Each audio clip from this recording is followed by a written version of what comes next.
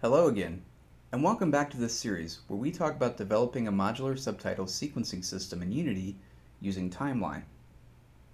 Now before we jump right into the code for the next part, I'd like to take a step back and look at where we are in developing this overall system. Now in the first video, we gave an overview of how this whole system is going to work, and then we jumped right in the second video and started talking about how to create these timeline caption objects. We saw that this basically required the creation of 4 separate classes: the clip, track, behavior, and track mixer. In today's video, we'll talk about how to create the GameState change object for timeline, and we'll see that the implementation of this requires essentially the same 4 classes. Now, the difference here is in that of the track binding. As you'll recall, with the caption object, the binding was to a text object in the UI. Now the text object is a predefined type by Unity. For the GameState object, the binding will be to a custom class that we write called GameState. Now this really opens up the possibilities for the types of custom objects you can create and add to Timeline.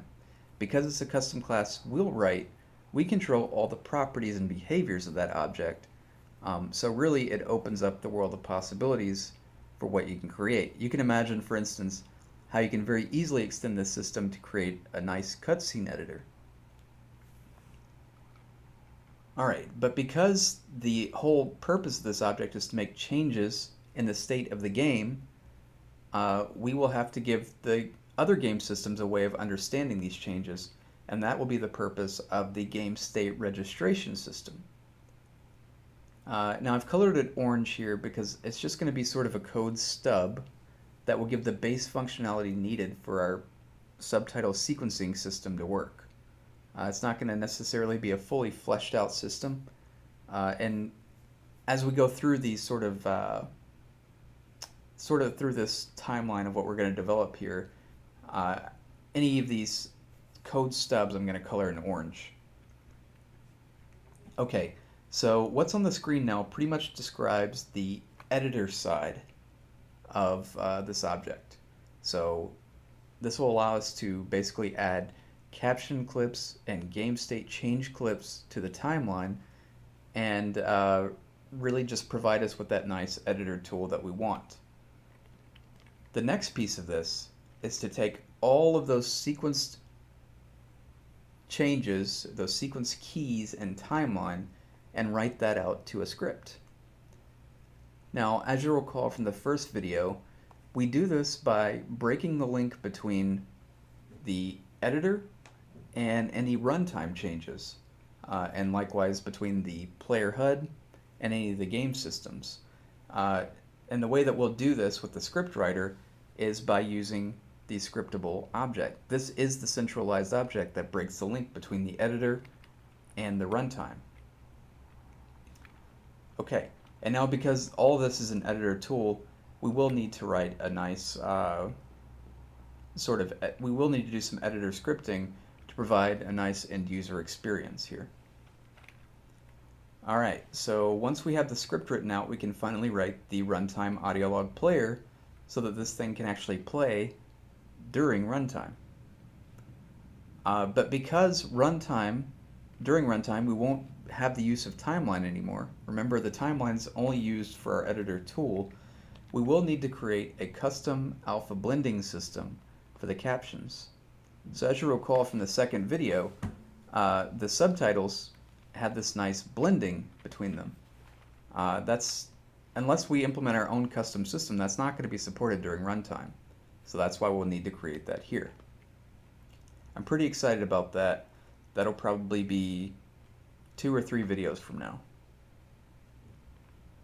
Alright, after that, we'll need to give our player a way of going into the scene and actually collecting these objects in order to play it.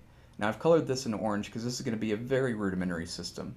It's going to just basically involve the default Unity FPS controller, and the player will be able to go up to objects and pick them up, and by picking them up it'll just basically delete them out of the scene and autoplay the runtime audio log player. Again, this is just meant to be a code stub. This isn't going to be a fully fleshed out system.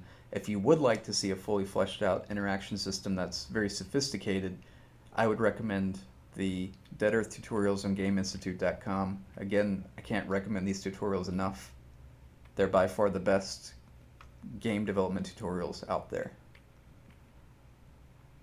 Okay, so once we have the interaction system, we will need to move on to the visual elements. Now, with video 3, we actually jumped ahead a little bit and looked at some of the modeling. In fact, I think we did all the modeling, because all we really need is the cassette player and the cassette. But the final step of this is the animation side, where the cassette's loaded into the cassette player and starts the audio log and all that sort of thing. So we'll see how all that comes together in the end. And finally, to make a fully fleshed out system here, we would also want to implement an inventory system. But that's not something that I'm going to do in this tutorial series. I feel like that's just outside the scope of this. By the end of this, we'll have an FPS controller that can walk up to an object, pick it up, autoplay the audio log, and key game state changes, along with, blended custom subtitles during the game. So I feel like that's a complete system, and an inventory system's another completely separate topic. So I won't be covering that here. But again, if that's something that you're interested in, that's covered in detail on the Dead Earth tutorial series.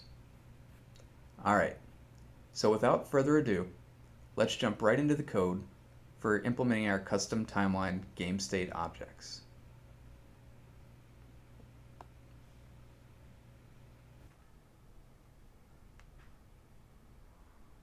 Alright, so here I am in my Unity project that we created starting in the second lesson, and this is the model that we created in the third lesson. So if I go over to my project tab here and go into my custom timeline objects folder that I created under the scripts folder, we see the 4 C# classes that we wrote for the caption object. So without further ado, actually, before we do that, let's back up to the scripts folder and create a C# script in that base folder, and we will just call this GameState register. Okay, so this is going to be the system that allows sort of registration of these game state changes. Okay, just going to delete the start and the update function here, and I'm going to declare an enum up here. Okay, so putting this sort of in the global space here outside of the class is going to allow all the scripts that I write from here on out to access this enum, especially since this is a public type. And I'll need to give this a name. Let's call this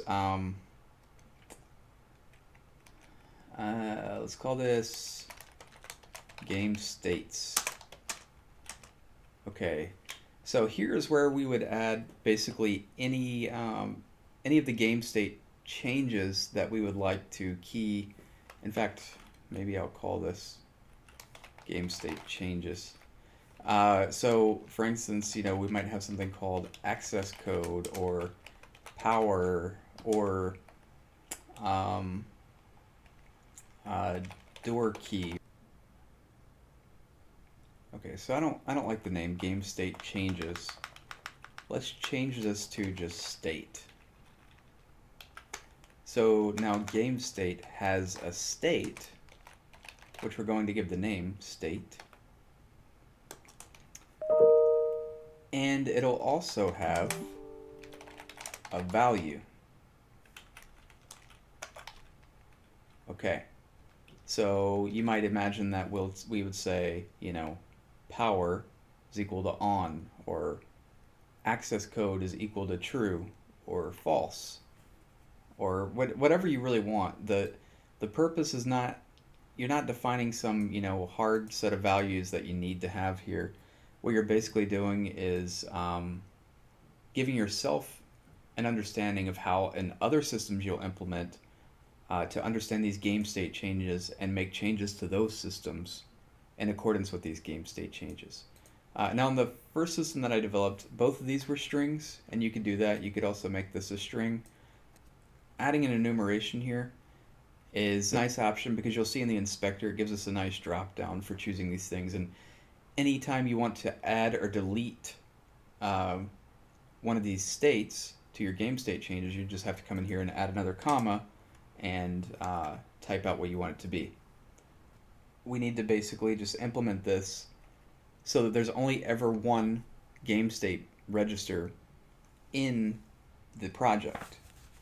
So we can do that by saying private static game state register of instance. So what we're doing is we're saying create an instance of this class that is a static member of type game state register. And then what we want to do is populate that member based on the game state register object within the scene. So we can do that by saying public static game state register, and we'll also call this instance. And then what we want to do is put a getter in here and say if this private instance is null, then what we want to do is say instance is equal to game state register. So here we're casting to game state register type. Find object of type of game state register. Okay, so here what we're doing is we're saying, you know, if this private member instance hasn't been set yet, then what we want to do is search the scene via find object of type, find an object of type game state register, and we'll see that we'll create an object in just a second that'll have this game state register class on it. Then take that object that's returned and convert it to a game state register via this cast, and then store it into instance. Alright, so now once you have that instance, you're going to want to return it. So we will just say return the instance. Okay, so next we need to basically give game state register a list of these game state objects that can be sort of added or subtracted from. So I'm just going to say serialize field private list of game state. I'll call this game states and just initialize it here. Alright, and I'll need a way to set these game states, so we'll write a method for that. But before we do, we'll need to come up here and also add sort of an undefined default state. This is sort of our way of indicating null for this object. So let's create this method here, public bool set game state, and this will take game state. So let's first of all make sure that this passed in variable is not null. Okay, or if this game state dot value is null. The string is nullable, so we can do that this way. Alright, if that's the case, we just want to get out of here. So let's just say return false. This was not a successful operation. Now, if that's not the case, then what we want to do is say game state dot add the game state. And if that was successful, then we can go ahead and return true. All right. Now, if you were making a full game, you'd also want to be able to get the game states, and you'd want a bunch of other functions here to fully flesh out this system. But again, all we're interested in is being able to see that we've registered this game state. So this code stub will give us that functionality. All right, so now that we have that, we'll need to return to the editor and create a new object here in the hierarchy, and I will just call this game state register. All right, and I'll drag on this class,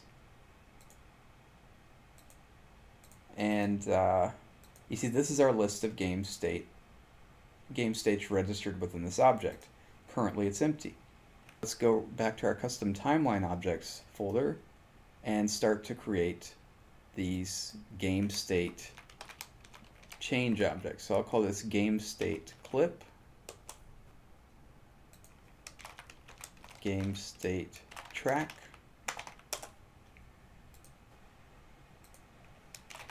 game state behavior, and our game state track mixer. Now this isn't actually going to support mixing game state clips, but it is something that we'll want to implement for a different reason. Okay, now before we go any further with these game state objects, I did forget that we need to add one more thing here in the game state register. So far we've only given an understanding of the state itself and its value, but remember we'd also like sort of prompt to appear on the screen to say when a game state change has occurred. So let's say system.serializable, and we'll call this public class game state message. Okay, and the first part of this will be a string, which will be the message itself. This will be the message that will be displayed to the text object in the UI once a game state change occurs. Then we'll need the actual game state. So you see this is almost like a wrapper class for the game state, and it includes the game state, which has these two members, as well as the message to display on the screen and an audio clip to play when this change occurs. Alright, so the first thing that we want to do is come to game state track and open that up. Now I'll just delete what's inside here, and we'll say using Unity Engine playables. This will derive from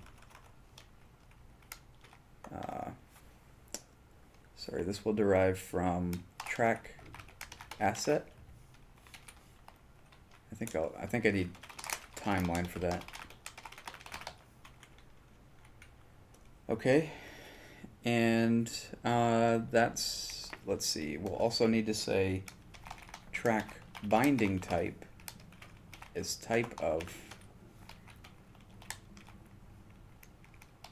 game state message. So remember, this is sort of that wrapper class that gives a more fleshed out game state object for our game to use. Okay, and while we're at it, since we know the class exists, let's also say track clip type of game state clip. And I'll also give this a nice track color. I used 0.35, 0, 0.6, which is kind of a nice purple color. Alright, and with that change, we can go into timeline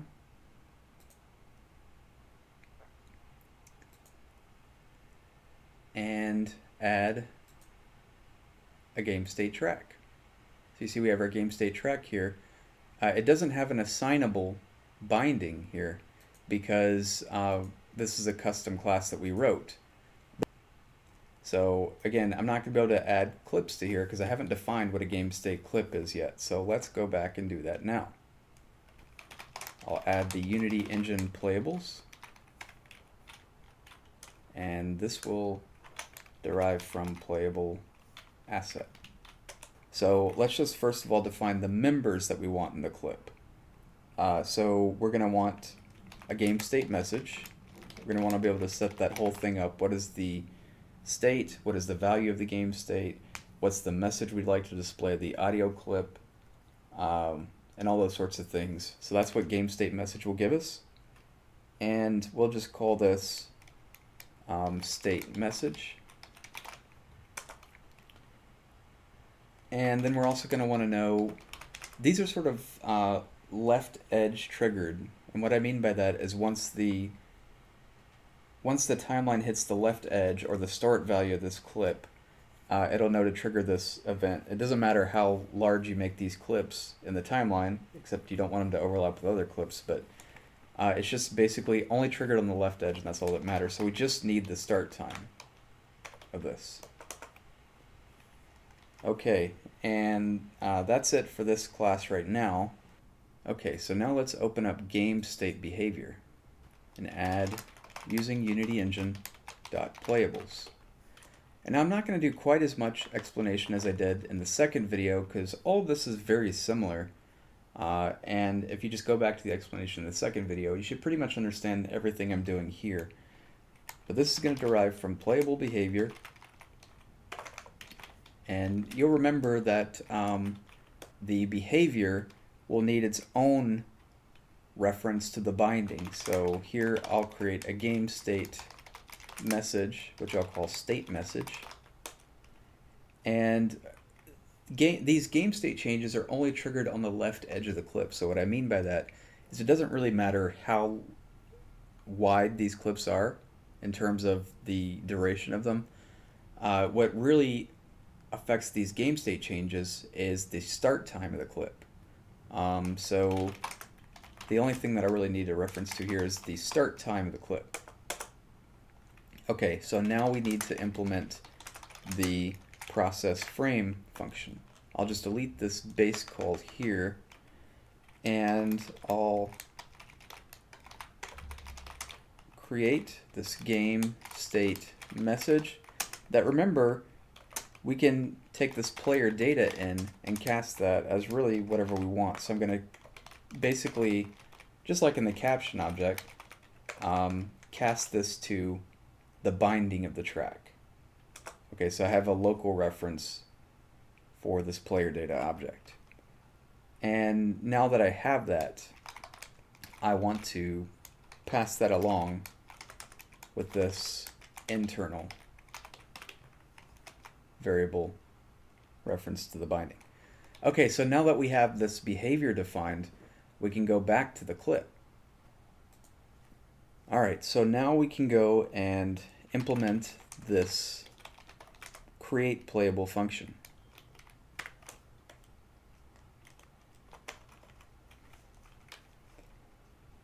Alright, so first of all, let's create a variable called playable, and we'll use the script playable using the behavior as a template that we just defined and create it using this graph.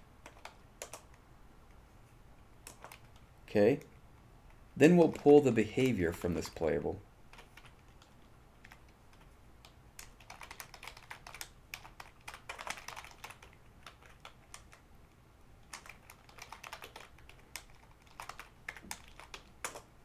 Okay, none of this is new. We did all this in the second video, so if you're confused by any of this, go back and look at that video.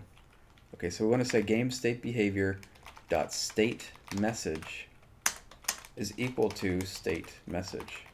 So again, if you're confused by any of this, what we're doing is we're just saying take this state message defined in clip, pass it along to the state message of the GameState behavior, And then remember, in the GameState behavior, we're taking its state message and passing that along to this GameState message from the player data. Okay, so now the last step that we have to do here is just return this playable. The next thing that we want to do is go and define the track mixer. Again, we're not really going to support the ability to mix tracks because it doesn't make a lot of sense to mix, one state with another. The power's either on or it's off. That shouldn't mix in with the access code being on or off or anything like that. So, again, I'll include the Unity Engine playables. But we do need this in place for other reasons. So I'll just say playable behavior. And that's it. So now we have a GameState track mixer derived from playable behavior. So, if we were to implement this, this would have its own internal process frame method. But let's just go into GameState track now, and we can flesh this out.